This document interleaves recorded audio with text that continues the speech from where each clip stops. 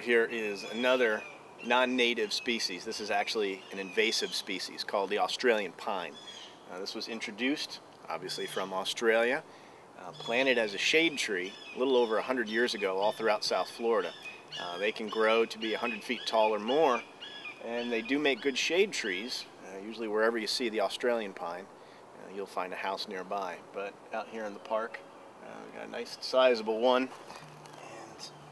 You can see here what some might call pine needles, but actually the Australian pine is more closely related to the oak trees.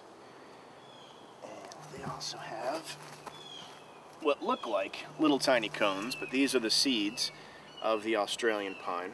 And one of the things that this tree does, which is not good for our environment here, is it drops these needles and it covers the ground. So you look all around us and you've got all of these Australian pine needles basically creating a blanket, which when the leaves start to break down, they start to decay, it's releasing toxins into the soil that essentially prevents most of the plants from growing in the area around the Australian pine.